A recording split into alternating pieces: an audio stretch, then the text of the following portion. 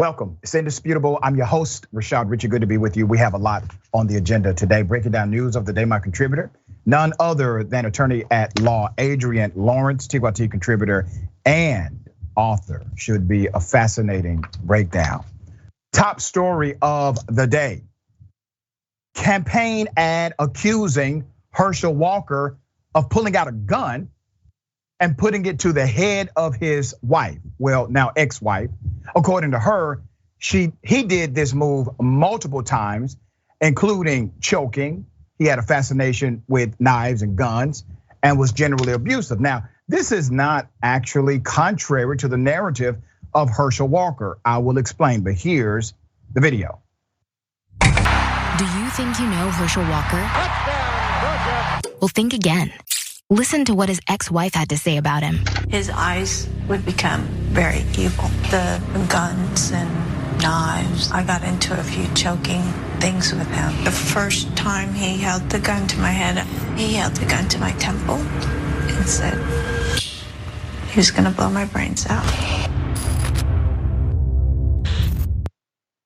This was actually created by a Republican political action committee. This Republican PAC is anti-Trump and by extension anti-Herschel Walker. The information contained in the ad is seemingly true, very true. So much so that Herschel Walker basically admitted to this in a previous book he wrote, and he said this was part of his personality disorder. But according to Herschel Walker, he has been healed of this personality disorder by a man named White Jesus. And now he's absolutely 100% okay. That is contrary to what his business associates have recently said about the would-be senator if he wins this election. Let me give you background. A brutal new political ad targeting Georgia Senate candidate Herschel Walker focuses on his alleged abuse of his ex-wife. Her name is Cindy Grossman. The ad, produced by the Republican Accountability Project PAC, shows archival footage of an interview she did after the publication of Walker's book back in 2008. The name of his book is Breaking Free: My Life with Dissociative Identity Disorder.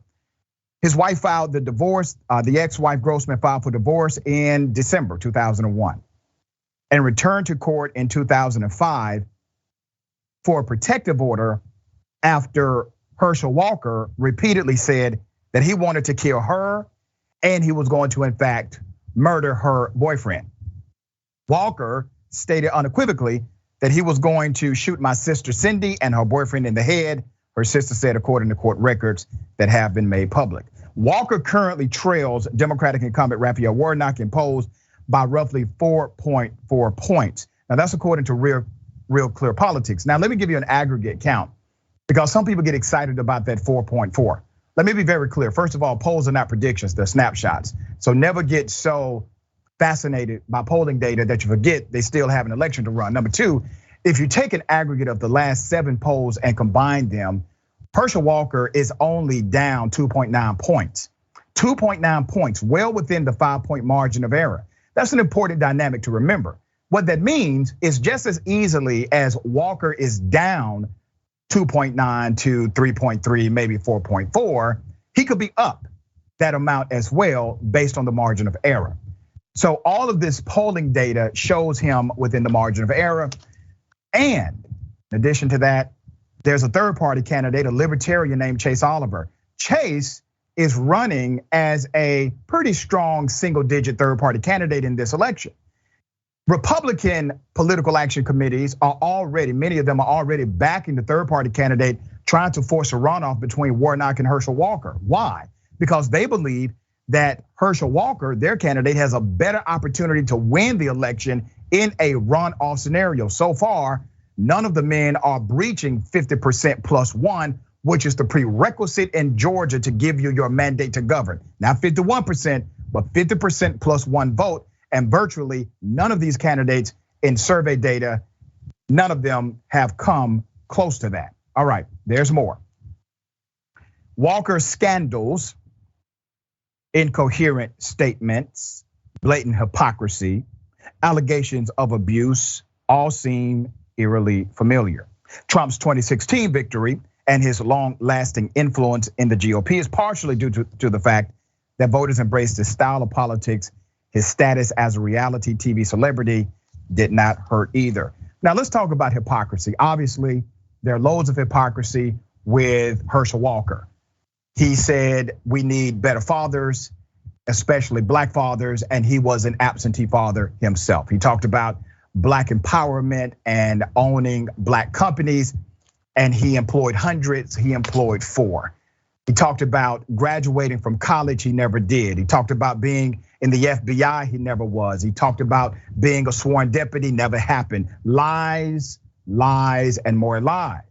Well, his mentor or master, Donald Trump, has taught him very well. And this has not harmed his political outlook with Republican voters. He is still very much so their favorite here. Let me go to another hypocritical individual, Ron DeSantis, the governor of Florida. Now, this governor says that gun-free zones are dangerous, ladies and gentlemen. We need more guns. He's pro-constitutional carry, guns, guns, guns. However, the insider has discovered that Governor DeSantis has a gun-free zone policy to protect his own safety. So while he's traveling America in Arizona, Ohio, Pennsylvania, firearms will be strictly prohibited at his events. And it isn't liberals who are showing up to greet the Florida guy with an AR-15, conservatives. So literally, you have a governor who supports guns in the classroom, teachers having guns, guns in churches, guns everywhere. But as far as his personal policy, when he travels the country, no guns allowed. Wait a minute, Governor. I thought you said gun-free zones are dangerous. There's more. Another height of hypocrisy, Charlie Kirk, Turning Point USA. Turning Point USA will be hosting Unite and Win. Let's put up a picture of Charlie. They're gonna host this Unite and Win events with candidates, including DeSantis, Carrie Lake, JD Vance, Blake Masters, and others. The event says there is to be no, and they write it CCW. Wait a minute, what is CCW? That means concealed carry weapons, okay? They are not allowed to carry concealed weapons at these various events being sponsored by Turning Point USA. Ironically, TPA, Turning Point USA, has shared memes mocking such zones in the past. Hypocrisy on top of hypocrisy. So while they can understand the logic of having restrictions on guns for their own personal safety, they seem to not understand the logic as it relates to creating policy to make sure individual citizens are safe in public spaces as well. Wow. Adrienne, attorney at law, make it make sense. These individuals are antithetical to the policies they proclaim publicly. How did that happen? Oh, well, I would just say, arguably, members of the GOP, it's like this, almost you have to be a hypocrite in order to qualify. It seems to be even so more the case. I understand to a certain extent, integrity is an important part of just being a human being. That's a decent one, but it just seems too often that members of the GOP do not hold that quality at all. And we're seeing it in their actions, which seem to definitely be inconsistent with their words. And it really does show you that their goal is largely to push an agenda that they themselves do not necessarily subscribe to. And as a result of that, to shape and to control us, as opposed to walk with us and to enact policies and principles and aspects of legislature that are reflective of our own beliefs as we the people. And it's a very scary thing. And so as people continue to align themselves with this party on the right, what they are aligning themselves with are people who will hold them to standards that those individuals alone will not necessarily live by. And you're going to see considerable hypocrisy in their actions, as well as duplicity that will cause the downfall of our nation.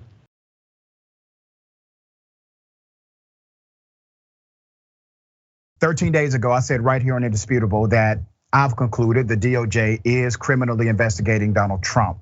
Well, they are. Now, here's what's interesting. All of a sudden, after his property gets raided by the FBI, Republicans are anti-police. They are pro-defund the police, and they are outraged, according to them, by the weaponization of politics against a particular individual. Now, remember, these are the same people that said, lock her up, referencing Hillary Clinton, and wanted her to be prosecuted by then FBI Director Comey.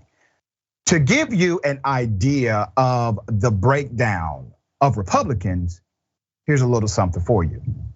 Guys, I'm pissed. We are a nation of law and order, and this raid by the FBI on President Trump's home is totally un-American. This is Gestapo crap, and it will not stand. Alex, it's a very, very sad day for America. This is the kind of thing you expect to see in Soviet Russia, Nazi Germany, communist Cuba, but not what you would expect to see in the United States. This is the worst attack on this republic in modern history, period. This is some third world right here. Let me say it again, third world. I mean every word of that. I don't care that it's cable news. I was a federal agent. I raised my right hand. And I swore to protect and defend the Constitution of the United States. And I love this country. This is a freaking disgrace. This is the first time in my lifetime that I would say I am deathly afraid for Donald Trump. I would not put assassination behind these people. Yeah. Okay. So let me give you some background, connect some dots here, show you the irony of all of this. Number one, none of the Republican supporters of Donald Trump are talking about the classified documents he must have in his possession. Even Donald Trump in his own statement, he's really not pushing back on the fact that they did remove documents he should not have had in his home. Now, remember, a few months ago, we learned that he took roughly 15 boxes of things that the National Archives said, hey, we need to search those and we need you to give those back. Well, he said he did and called it a routine thing, basically normative activity between the archive office and a former president. Well, that's not the case. So the former president confirmed, obviously, that the FBI did in fact raid his property at Mar-a-Lago and said, they even broke into my safe. Yeah. He was at Trump Tower in New York when the search warrant was executed in Florida. A person familiar told CNN, my beautiful home, Mar-a-Lago in Palm Beach, Florida, is currently under siege, raided and occupied by a large group of FBI agents, Trump said in a statement Monday evening. The FBI raid was a part of an investigation into the handling of presidential documents. I'm going to get into that in a moment. It included classified documents that may have been brought there. 3 people familiar with the situation told CNN. The extraordinary move to search the home of a former president raises the stakes for the Justice Department and comes as Trump's legal troubles continue on multiple fronts. Trump is also expected in the coming months to announce that he will launch another bid for the White House in 2024. Now, why is he waiting? He's waiting because he's such an unpopular individual in general elections that if he announces he's running right now, it will in fact harm conservatives in the midterm. So he, based on the strategy, is going to wait. Now, does that mean he won't change his mind? Of course not. The guy's a loose cannon. Outrage from lawmakers. So here's what one Republican representative said. He said, it's time for us in the Florida legislature to call an emergency legislative session and amend our laws regarding federal agencies, sever all ties with DOJ immediately. Any FBI agent conducting law enforcement functions outside of the purview of our state should be arrested upon sight. Marjorie Taylor Greene put it this way: defund the police, I mean the FBI. Yeah. Even Trump supporters have been gathering outside of his estate because Trump is their cult leader. That's called occultic behavior. Okay, let's be very clear. The department in charge of this raid, they deal with national security documents typically, which means 9 times out of 10, if they are conducting a raid, if they're in charge of the investigation, it's because you are mishandling classified information. Now, I have to pose this question, and some of you may say, well, Doc, that's extreme. Keep this in mind. Donald Trump was told to return these documents multiple times. He did not. If the DOJ sends federal agents to raid your home, that means it has gone through a bureaucracy which includes probable cause evidence, it includes a judicial signature, and it includes the premise that they believe if they actually send a subpoena to compel the production of these documents, Donald Trump will either A, destroy the documents, or B, try to hide them. Okay, you know how much it takes to get one of these warrants, period? Much less get a warrant like this against a former United States president. Once again, nobody is pushing back on the fact that Donald Trump was in possession of information or classified documents he never should have had. I posed the question, what was his intent with this classified information?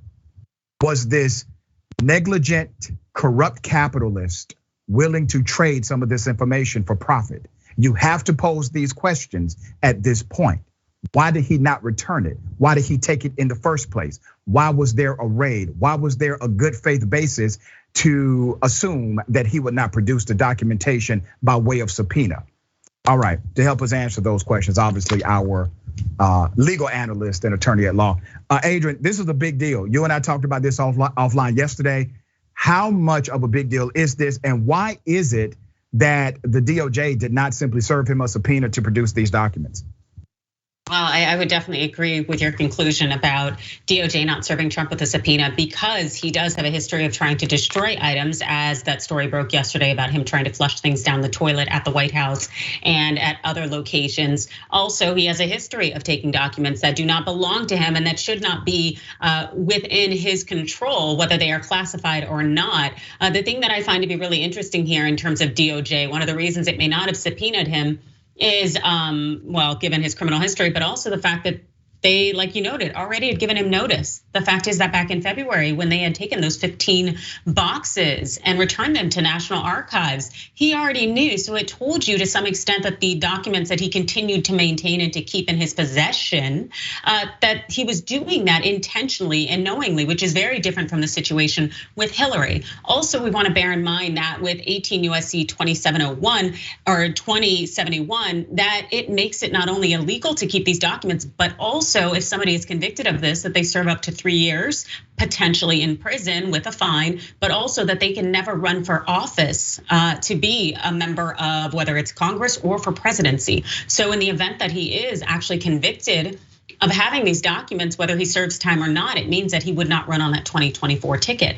And I will also note that the reason he hasn't more than likely announced his candidacy for 2024 is because he doesn't want to abide by campaign finance laws. The fact is that he can continue to collect money going out on these little campaign, CPAC, and all the other speaking trails, and he can get those donations without having to abide by the campaign finance laws. And so he just gets to essentially pocket that through one of his PACs or anything else that he has set up, so or nonprofits. This man is focused on money, and I wouldn't be surprised if he had those documents in his possession because he was going to use that information at some point against someone. Isn't that so interesting, so fascinating, and so sad that we have a former president of the United States holding on to obviously classified information, refusing to give that information up under multiple investigations? As I said, this guy is going to be a defendant until the day he dies of some sort.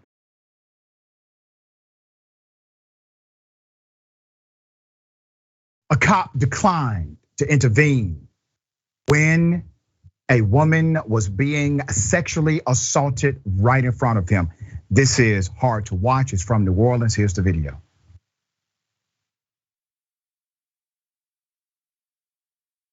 Like this poor girl. I mean, I'm gonna get up there faster than the cop is. And is anyone in danger right now? I mean, yeah, she's being raped. Yeah, we just have to. Yeah. One moment. Oh, I mean, the police officer isn't even moved. He's still just parked here. What the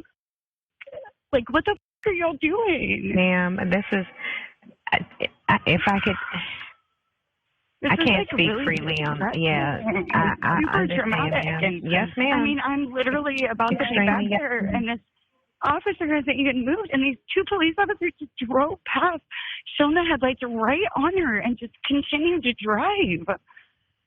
Yes, ma'am. Are you headed back to that location? Yeah. Okay, if the suspect's nearby, just keep quiet, stay out of sight. But I don't want you to put yourself in. He's gone? He's gone now? I mean, yeah. He's gone, yes. This stop is still a block away, and this girl got raped on the street corner. Literally got raped on the street corner. These cops drove right past her. She's like dead on this street corner. What the f***? Yo, there is a cop a block away. Oh, they can start CPR on her. She does not have a pulse. Ma'am? Hello? Hey, wake up. Get up. Okay, it's okay. You're okay. You're okay. She's alive, ma'am? Hey. Hello? Yeah. Can you tell me what's going on with her? She's just passed out on the street corner. She just got raped on the street corner. I told you what's going on with her. She's like, perfectly. That's hard to hear. This is such an unfortunate story. New Orleans police officer was in vicinity, right in that location, did absolutely nothing. Now, ironically, the witness happened to be a respiratory therapist, gave CPR. The victim regained consciousness. Now, here are some details to that horrific incident. A New Orleans police officer was flagged down late on a recent Tuesday night in the French Quarter by a witness who delivered a distressing message. A block away, she saw a man raping an unconscious woman in plain view on the street corner. But over the next 3 minutes, the officer chose not to budge. According to her phone log, the woman reported the crime to authorities at 11:19 p.m. That was July 26th, near the intersection of Royal and Toulouse streets. The dispatcher had asked the witness to notify an officer. The witness spotted parked in a nearby squad car while she finished dispatching the call. A 911 call shows the dispatcher did not enter the call into the system until 11:21, more than a minute after the call began. It took roughly another minute for police to dispatch a unit. The 911 call ended with the dispatcher telling the witness an officer would be there as soon as possible. By that point, the woman had put her phone down and was talking to the victim. "You're okay," she said. "I got you, baby. You're okay." The Lens obtained the audio and shared it with the Times. The New Orleans Advocate for the newspaper reported Monday that the New Orleans Departments of Sex Crimes detectives are swamped with cases, and the unit has a clearance rate of 1 in 20. Now, let me put up a picture of the spokesperson, all right, for the New Orleans Police Department. His name is Gary Sheets, all right? Sheets said the first responding officer arrived at 11:24 p.m. and an additional unit arrived a minute later. Sheets wouldn't say if the department believed the flagged officer violated a department policy or is under investigation. Also, Sheets declined to name the cop and said the ones who responded acted appropriately. He did not say whether the responding officers included the officer the witness had begged for help. So you already see what they're doing here.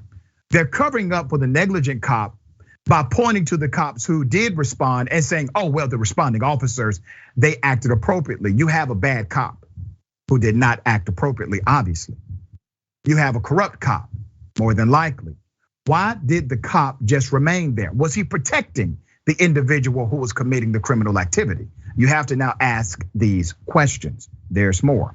In an interview, the witness said the officer never joined any of them. Sheets said police are still investigating the incident and did not name the suspect. The victim is not ready to be part of the investigative process. And who would? There's already a rape culture in America where typically the violators will receive a benefit of the doubt. You have the police that basically decided to watch, did not provide any assistance at all, not really giving the victim a lot of confidence in the system. According to the witness, the suspect was a black male and the victim was a black female. The superintendent, let's go to Ferguson. Sean Ferguson here is the superintendent. The buck stops with him, okay? So now here's what we're saying needs to happen. You don't have a vigorous response from law enforcement. You have the beginnings of what seems to be a cover-up. You have a victim who was afraid to cooperate with law enforcement because there's no confidence in their ability. Now, Adrienne, let me ask you this as an attorney.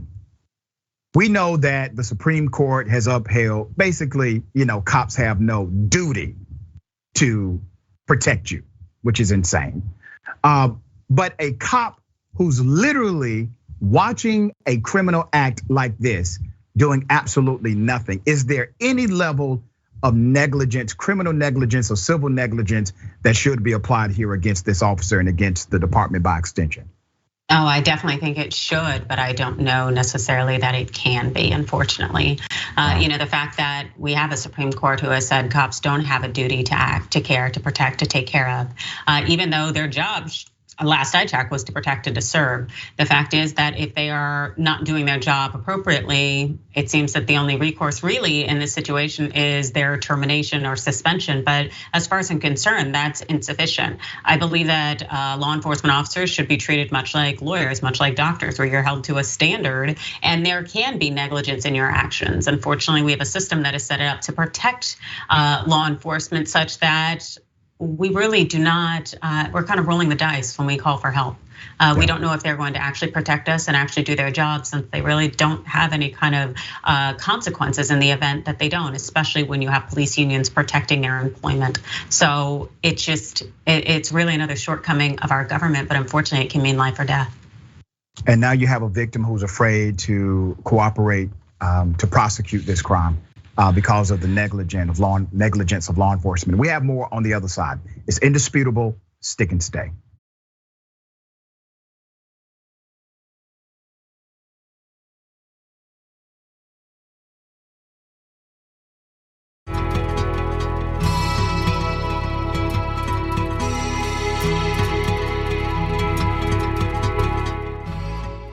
All right, welcome back. We got a lot of show left. Let me read some of these beautiful, amazing comments. Don't forget to join. You can join Indisputable on the YouTube page. Would love to engage with you even more right there, all right? Multiple levels. Okay, don't forget,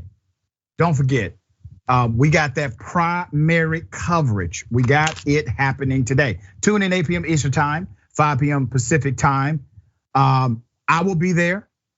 Jank, John, a whole lot of people. We got Connecticut, Minnesota, Vermont, Wisconsin. Watch on tyt.com/live, YouTube, Facebook, and our Twitch platforms, okay? Love to see you there this evening.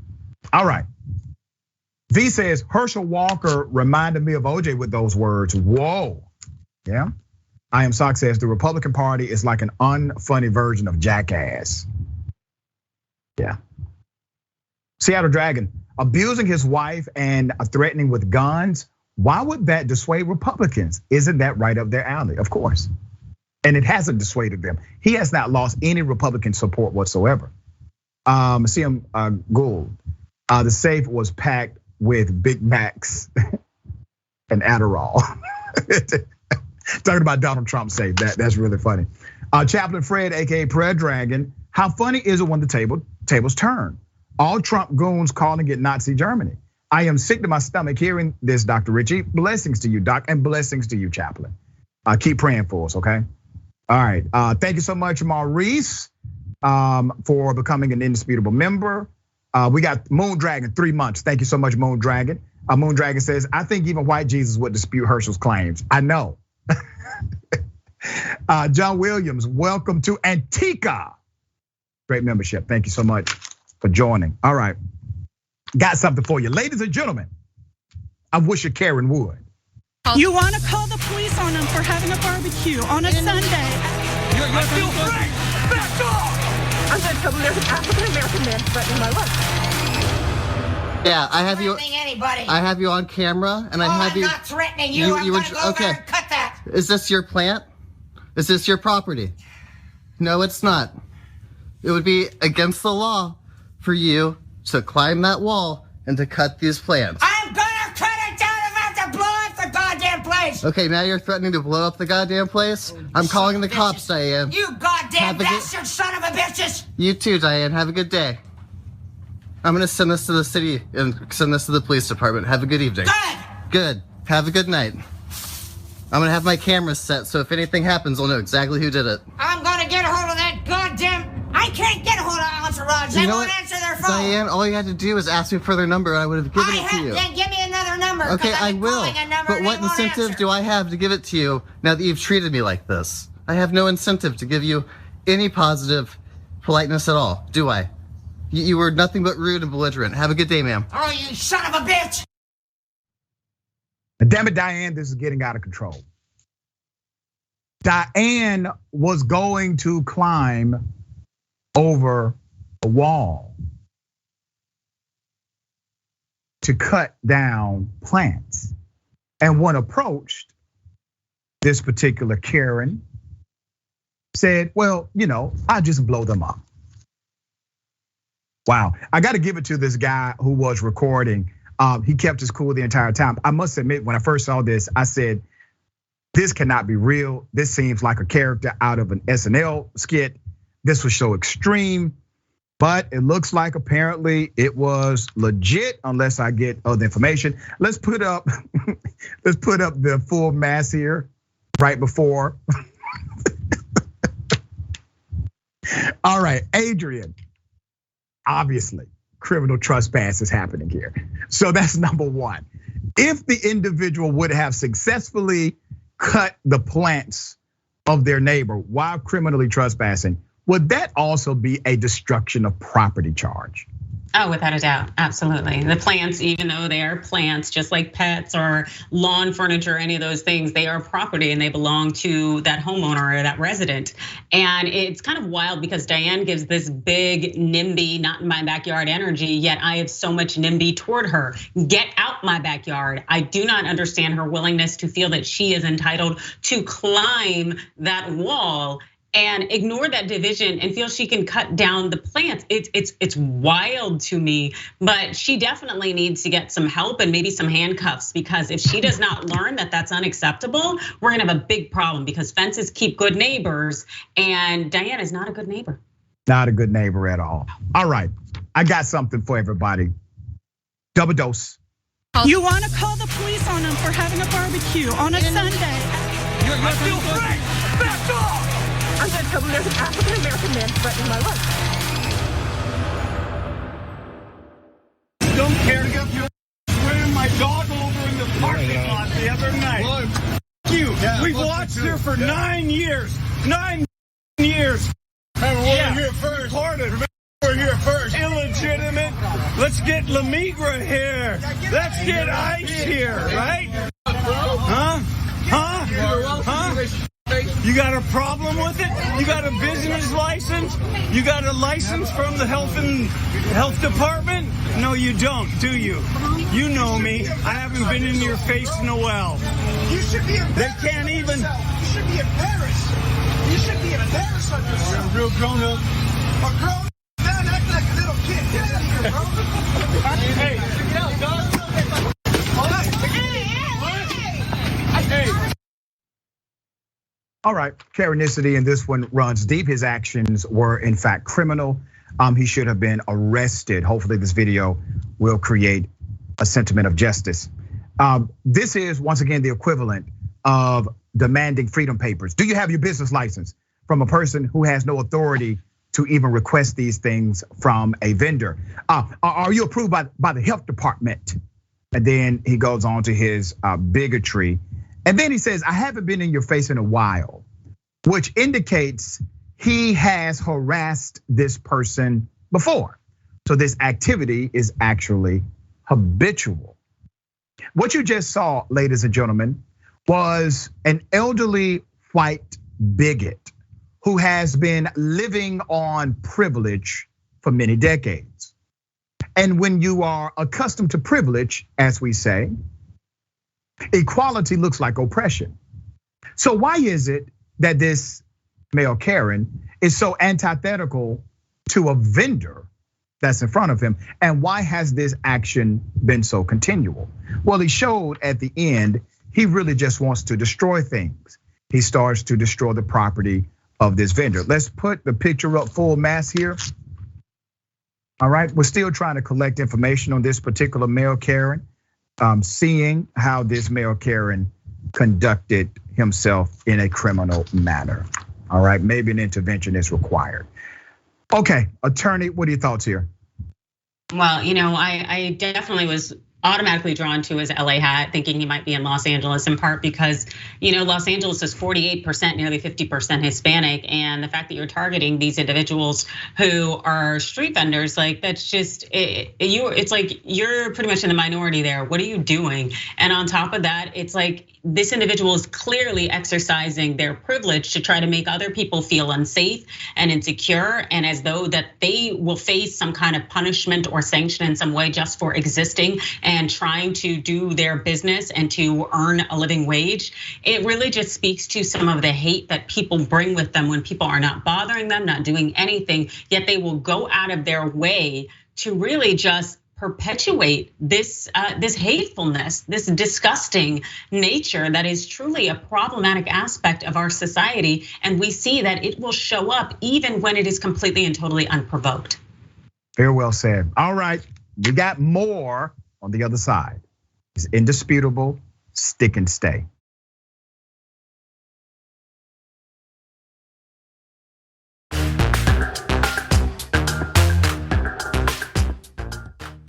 All right, welcome back. We got a lot of show. Let me read some of these comments. V says, Diane's neighbor needs a barbed wire fence. Ouch. Yep. Aaron Okinos, insane what prolonged exposure to anger and hate does to you. Yeah. Candace DeLeo, wall climbing Karen, looked like Pat from SNL. You are so right. You are. That's the reason I thought it was actually fake. I said, this has to be that iconic SNL skit. Okay. RX Ooze, welcome to Indisputable. Thank you so much, RX. Donald James X membership for 3 months already says, thank you for your service, Doc. If you educate us on all breeds and gender of Karens, so we know how to handle them when engaged with them. Thank you so much. We appreciate you as well. Rylan N gifted 5 indisputable memberships. Thank you so much for that in advance. We'll appreciate those gifts, okay?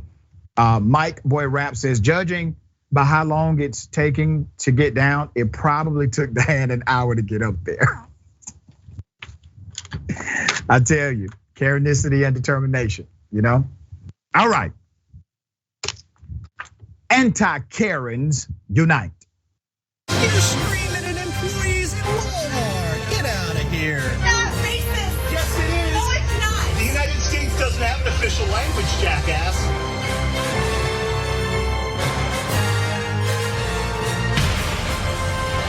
The masculine name you have. How old are you? Doesn't matter. My pronouns are she, her, though. She, heard? Yeah, she, heard. What do you think my pronouns are? It's really not any of my business, unless you want me to know them. Why did you tell me your pronouns? Well, because for me, I'd like to be addressed, by my pronouns, so. What are your pronouns? She, heard. Do you have a vagina?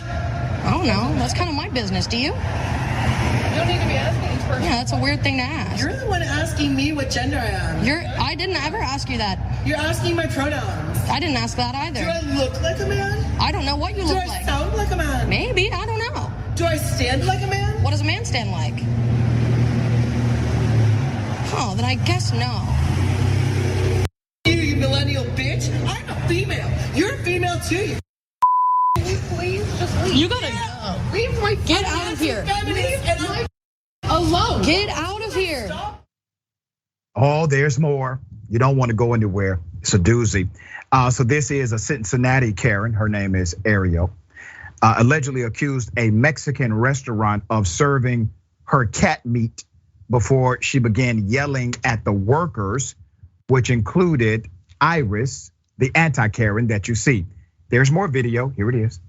Leave! So disrespectful. Absolutely disrespectful. Yes, disrespectful. Oh, I'm sorry. I want you to leave. Are they on their way? Well, you guys have been talking to me ever since I told you that I've been sitting here yelling, throwing things. It's not necessary. You're throwing out there and making threats. What did I throw? You might not remember, but like 10 things. Can? I was gonna pick it up. Thanks for picking it up for me. It's my job. You know, I'm getting paid too. Oh, nice. When are the cops gonna get here? Which district? Doesn't matter. We're gonna find out. Are you friends with some of them? What? I actually know District 1, District 2, District 5. Well, then you probably have nothing to worry about. No, I can't wait till they get here. Okay. Why don't you go to work? You're just standing out here. I'm at work. I'm getting paid to stand out here and catch the breeze. We're making sure. Yeah, that's me. Proud to own it. Only one of us is making money right now. So this particular Karen said she knows the police. She's waiting. As a matter of fact, she seemed excited for them to come. She knows police officers in District 1, District 2, and District 5. Well, the police arrived. Here's what happened. Yeah, record me. Are you recording? You sneaky bitch. Are you recording me right now? I'm holding my phone. Okay, good. Call 911. They're already on the way. Perfect. Can't wait to talk to the officer. Stop!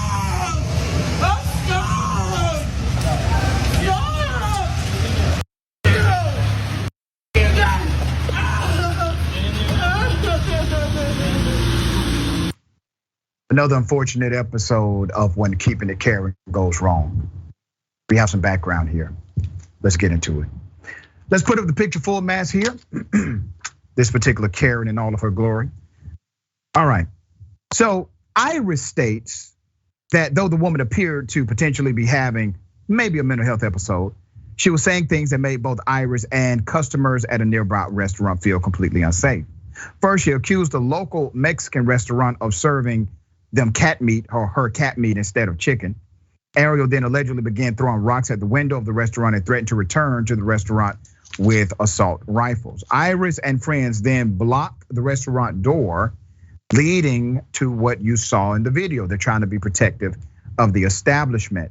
Why did Karen use homophobic slurs? That's a question. So Iris clarifies this in a later video that she is cisgender and assumes that Ariel defaulted to these insults as they all, and this is a quote, looked very gay, okay? And so this was just a repeat, basically, of some of the other insults that had been going on that day. The individual obviously was taken away from that facility. We do not have any confirmation if there was a mental health diagnosis or not, but we are aware that that kind of action, that kind of derogatory language is wrong, period, any day of the week. Adrienne, thoughts here?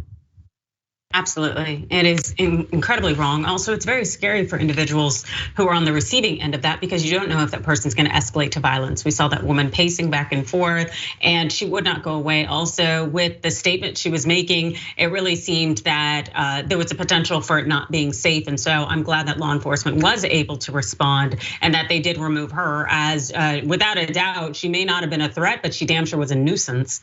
And it's just really unfortunate that people engage in these antics regardless of their mental health status at all.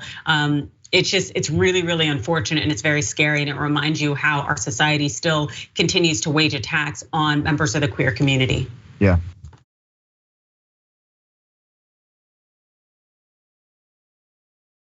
I have an update to a story we covered a few weeks ago. Remember the woman who was pulled over by the police? She showed them a white privilege card. They all laughed, ha ha ha, and they let her go. She didn't even have a license. And they let her go. Well, those officers are now disciplined, so to speak. Well, let me first remind you of the video. Here it is. You like my white privilege card? That's hilarious. It's better than Go to death. That's good. What's up?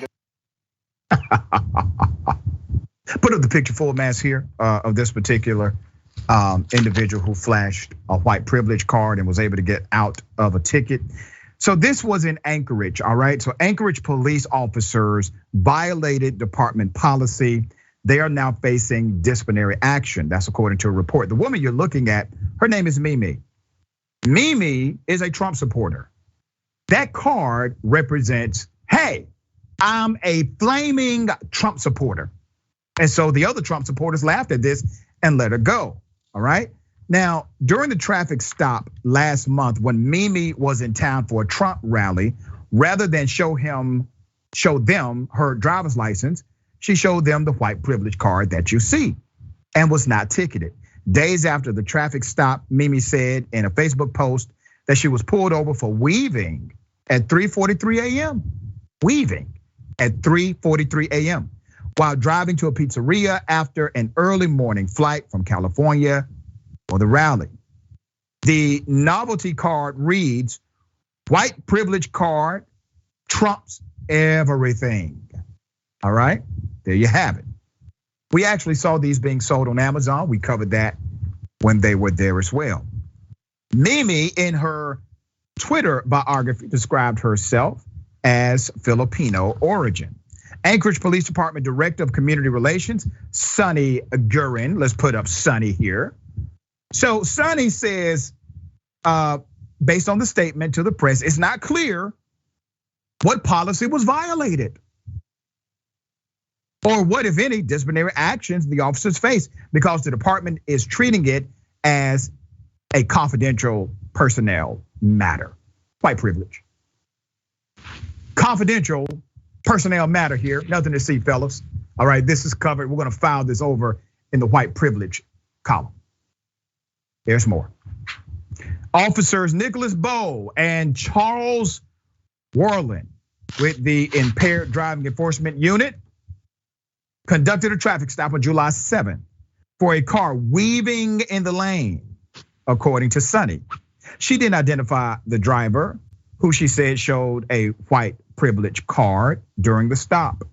Officers, according to their current story, observed no signs of impairment. Wait a minute.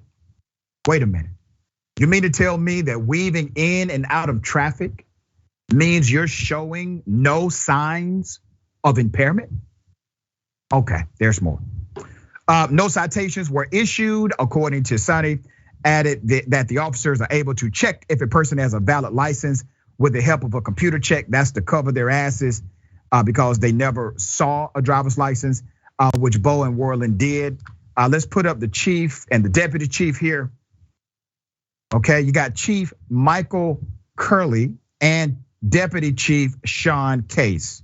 Michael's on the left, Sean is on the right. At the time of the incident, the chief gave a very vague, flowery response as he wanted to, and I quote, personally address the community to provide some clarity regarding their internal standards of conduct. All right, so Case said, we recognize that some saw the post and believed it was in fact inappropriate. Worland and Bowe were placed on administrative leave during an 11-day investigation. Police would not provide additional information about the investigation, including which policies were violated and what, if any, repercussions the officers faced. The investigation regarding the incident is completed and is part of the confidential personnel files that will not be released publicly.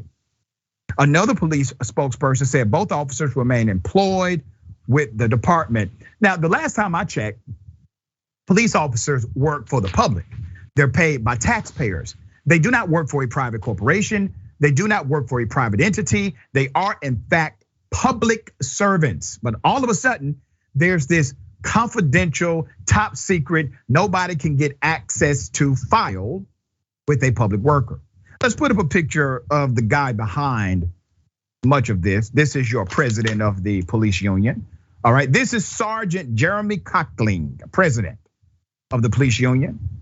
This president said officers have discretion and generally don't cite for minor offenses, like not having a physical license present. but she was swerving in and out of traffic. At least she should have been mandated to produce a driver's license. I'm not at all surprised they did not write a citation. I don't know that a lot of officers would have written that citation, if any. Well, you have not been pulled over, sir, by the cops that have pulled me over. However, Anchorage Municipal Code requires drivers carry a license while operating a vehicle. It is a requirement in their code. Okay, let's talk about this, Adrienne. So first of all, there's a top secret database, a top secret file, where they have basically enacted some type of discipline that nobody can lay their eyes on. Obviously, the woman violated the law for Anchorage, and these officers violated policy. What am I missing here?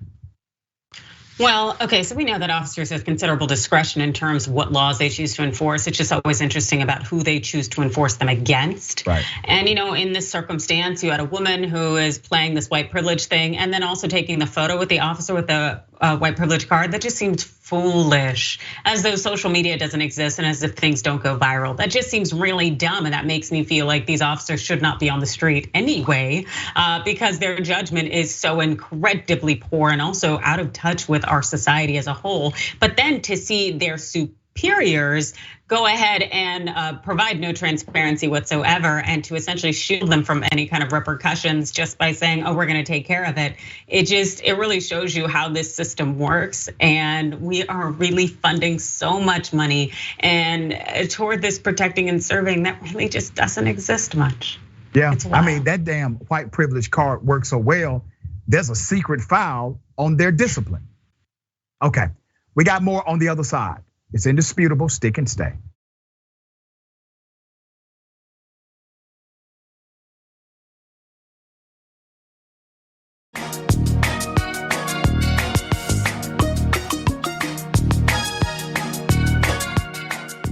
Welcome back. We have a lot of show left, always good to chop it up. So let's go to next TYT reporter. Karen, my pronouns are go and away, or I'll accept leave and me alone. That was good.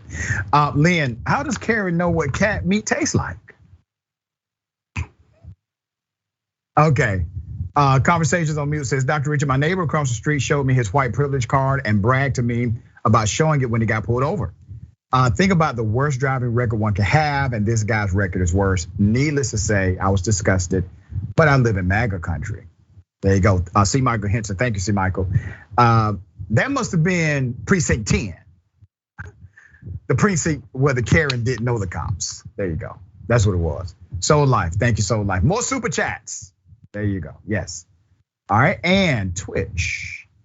Jason Young, 84. Man, it's funny how tough they are till their hateful actions get them arrested. You know what's also funny? How many Trump supporters snitch when they're facing up to 30 days in jail? Have you noticed that? They're literally facing 30 days in jail with good time you get out in about 18. And they're already snitching on everybody they can, okay? They're not true believers here. All right, imagine somebody pulling a gun on you, you calling the police, and the person who pulled the gun on you all of a sudden has on a uniform now and is the police responding to your 911 call. That's exactly what happened to this individual who had a gun pulled out on him by an off-duty cop. Let's put his picture full mass. His name is Jason Leonore. So let me give you some background to this. An off-duty cop pulled out a gun on a man during a road rage incident. Goes on duty, the cop then goes on duty to pull him over afterwards, and then tries to cover it up with his colleagues. The case involves that man right there. He's the victim, 33-year-old Hispanic black male. This is an incident that occurred April 2021. A lot of twists and turns here. When a man driving a green Honda pulled a gun on him during a traffic dispute, according to the Globe. Let me give a big shout out to the Globe, because if it had not been for their investigation, nobody would have believed this young brother, because the irony is so extreme. The man who pulled the gun on him turned out to be an off-duty transit cop named Jacob Green. And within moments, he allegedly began to conspire to cover up the event, according to police records, and a search warrant affidavit obtained by the Globe. After the initial encounter, both men continued driving toward Mattapan. Green radioed another officer to pull Leonore over. All right, it gets worse, according to the search warrant affidavit. Then, back in uniform, walked to Leonore's driver's side window. Despite Green's allegation that Leonore drove dangerously and accosted him in traffic, Green cited him only for marked lanes violation, a citation that obviously was ultimately thrown out. So what do you have so far? You have a cop pulls out a gun on the citizen, he's off duty.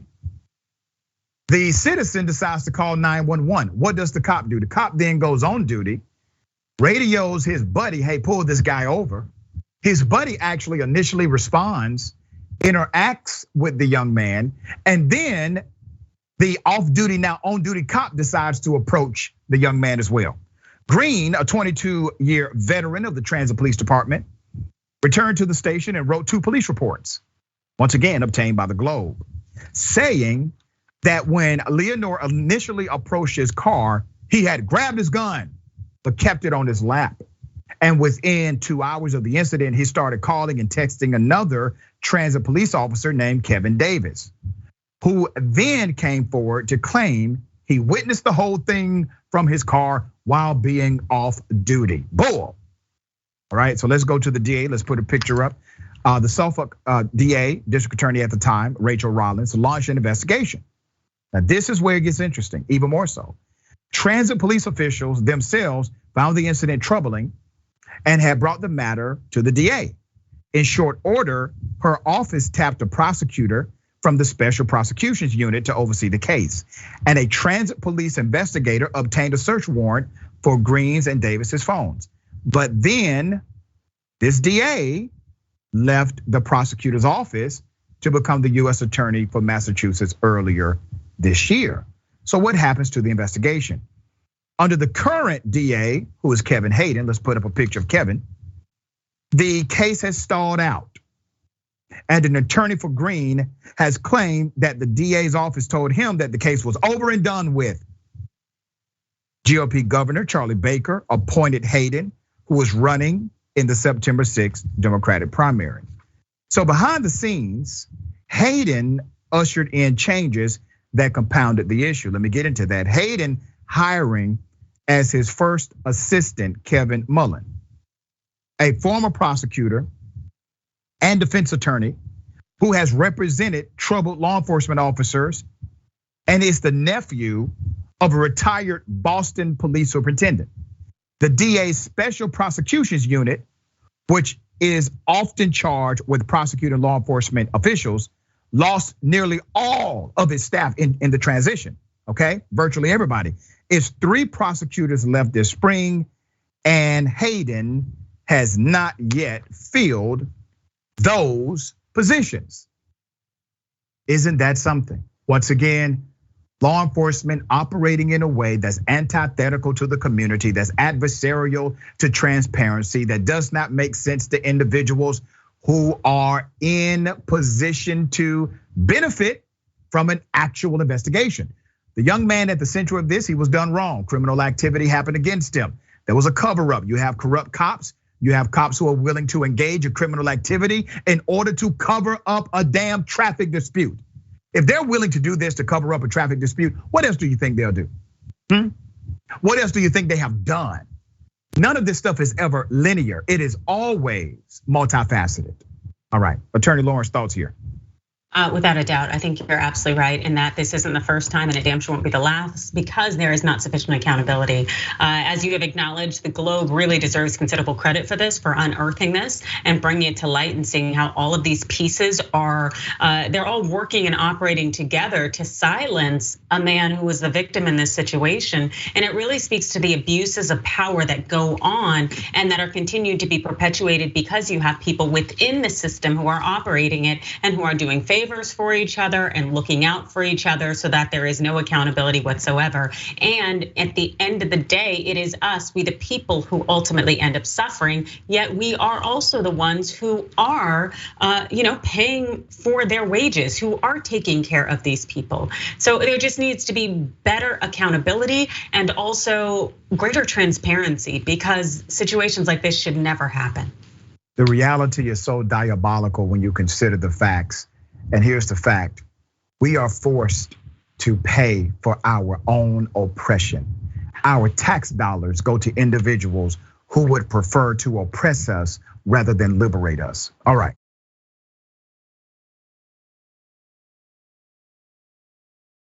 Another very sad story, apparent racism. Let me take you to Missouri.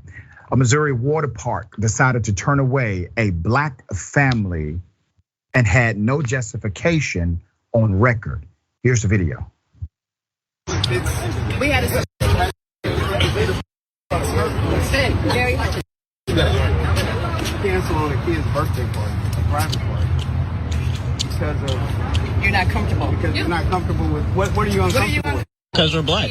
Because we're black. Because we're black. Because we're black. Because we're black. I can respect you.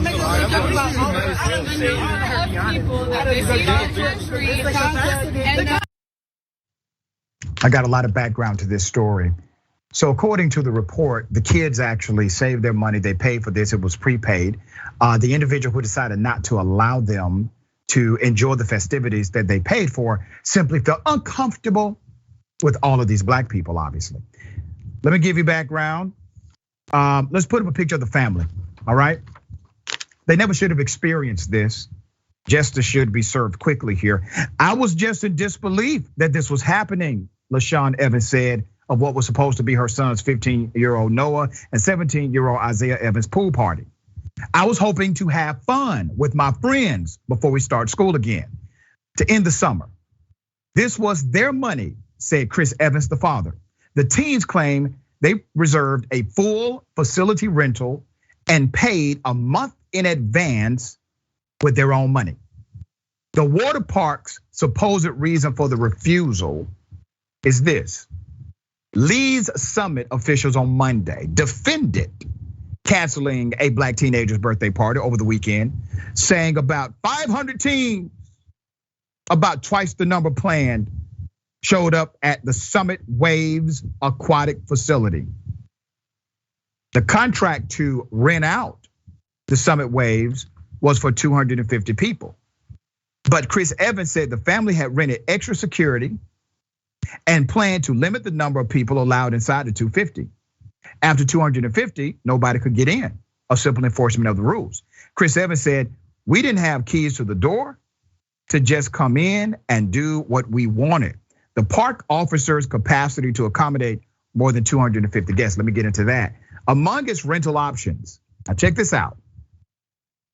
The Aquatic Center offers after-hour party rentals of its entire facility for various size groups. A small group for 100 or less guests, medium groups 100 to 250, large groups 251 to 1,400 guests. So the facility can hold capacity 1,400 according to the website. So when they say, oh my goodness, we have a problem with so many black people at one time, well, your facility can hold triple that. There's more. Let's put up the mayor here, okay? So Lee Summit mayor, his name is William Byard, urged the city and the city parks and recreation to reevaluate their approach, and saying an investigation is currently underway. The city is promising also a full refund. Now, there was an update to this story, but before I get to that update, let me remind everyone, first of all, there's a protocol established. If you say, okay, 250 individuals, that's your cutoff, you don't simply stop individuals from engaging, you make sure that the cutoff is enforced. And if you're not going to be a jerk about it, if you have the room, well, you accommodate. That's what you do. You accommodate in situations like this. We're talking about children who save their money. who made the responsible decision to engage in a controlled environment and have a pool party with friends and family members. These are good kids. And the employee only cited how uncomfortable she was with them. Adrienne, there seems to be an update to this story. What are your thoughts about this? And can you provide any additional updates to it? Yes, so it is my understanding that the parents of the children who were renting that out, that they have held a press conference today, and that it's highly likely that there will be, essentially, that they will be pursuing their legal remedies and rights available, because they absolutely should. As you noted, the woman said that her only concern was feeling uncomfortable. How often have we heard that from individuals? What it says to me is that you're an other, that there is something about your very existence that I am not comfortable with because you are not like me. And in this situation, you cannot tell me it wasn't race. Without a doubt. The fact is that my opinion is that she saw a bunch of black people and she said, no, can't have this. Those people don't look like me. They are different. I don't want them here. And it's just so incredibly unfortunate and upsetting, especially in light of the history of white people excluding black people from pools and from establishments. And it just really shows you that that legacy of racism, the things that went on during Jim Crow, are still going on today. There were so many ways to handle this as a professional. There were so many ways to engage this family as a consumer, a customer, someone who patronizes that particular park, that particular pool. But instead, they decided to take a very adversarial approach, and now there's an investigation, and the mayor has expressed negative sentiment about what happened. We got more on the other side. It's indisputable. Stick and stay.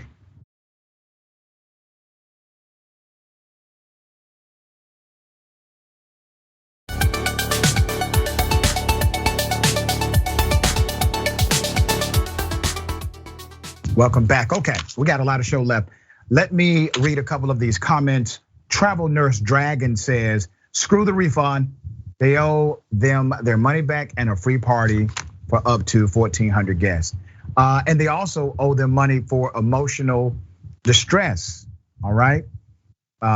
Punitive can be allocated as well. Jason Ziha, what? Was there a phone booth nearby? Talking about the off-duty cop. Tony W, I mean, I get the concept of, damn, that's a massive group, but that's about it. Nothing more. All right, okay.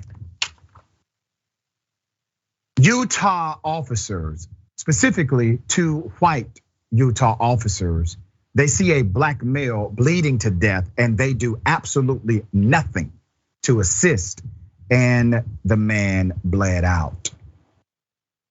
Let me show you a picture of the victim and his sons, okay? He actually has 4 sons.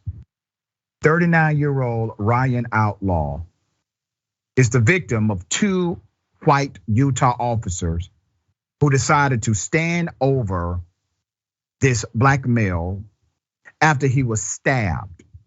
They stood over this victim for 8 minutes, refusing to give first aid. Because of the officer's deliberate inaction, the victim, Ryan Outlaw, died 2 hours later. Outlaw's girlfriend, Fernando Tabor, called 911 the night of November 13, 2020, asking for help because Mr. Outlaw had been stabbed in an apartment building. Another call came in from a neighbor notifying the police there was a fight happening in the hallway, per Fox's report. Tobar told the police he was crying for help and limping toward the elevator. Now, let me say this. When I watched the video, unfortunately, we're unable to show it in this format. It was very clear the officers had absolutely no inclination to save the life of this victim. As a matter of fact, when the girlfriend said, why are you letting him bleed out like this? Why won't you help him? One of the officers responded and said, that's not my job. Paramedics on the way. All right, that's not what I do. I'm paraphrasing, that's basically what they said. Officers Ian Anderson and Jada Brown arrived 27 minutes after the 911 call. Ryan Outlaw already waited approximately 27 minutes for police to arrive after that call. According to the Salt Lake City Police Department, the reason the response took that long was because there weren't any officers available to respond for 20 minutes. It was not immediately known by officers that Tobar, the girlfriend, was the stabber. However, even Fernanda was pleading with the officers, talking about the young woman who stabbed him, was pleading with the officers, please help him. What am I supposed to do? The officer said. We have medical coming. We're not paramedics, Officer Anderson said. So what is happening here? The girlfriend stabs the guy. She's remorseful because obviously he's going to die without intervention. So he's bleeding out. They're all witnessing the same thing. They're witnessing a man die in front of them. Police arrive. The police tell her, we're not going to do nothing. That's not our job. Paramedics on the way. There's more. Ryan Outlaw died at the hospital less than 2 hours after police arrived. The officers were trained and capable to give first aid. They were, but they chose not to. All police officers undergo, all of them undergo 4 hours of basic first aid and CPR training and complete an 8-hour critical tactical care class, according to Utah Peace Officer Standards and Training. It's called post certification, okay? We know now that these officers not only were supposed to act in a way to preserve life, they were trained to preserve life. They decided to ignore their protocol, to ignore their departmental policy, and to ignore their training, and they allowed a black man to bleed to death in front of them. All right, Attorney Lawrence, thoughts here. It's so incredibly disappointing because, again, as you noted, those officers had the training. They knew that they could potentially save his life or at least delay the rush of blood just to protect him in some way, and yet they chose not to. And the thing is, when people get to choose who gets to live and who gets to die, it really just speaks to the callousness of our society, especially when it's constant, or it seems to be overwhelmingly people who do not look like these police officers who are the ones that they choose not to help save. Mm-hmm. And when you call police for help and for assistance, you'd expect them to automatically send someone who is there to assist, to help. But this is often what we get. Yeah, and these officers had a great opportunity to bridge the divide between community and cop. What did they choose to do? They decided to make it even wider. All right, Adrienne, always a pleasure having you on the show. Tell people how they can follow you, check out your great work. You can check me out on Rebel HQ, which is on YouTube as well as Facebook. Also, I am on Twitter at Adrienne Law and on Instagram at Adrienne Lawrence. Thank you so much. All right. Remember, take care of yourself, take care of each other, take care of the planet. Remember, the truth is always indisputable.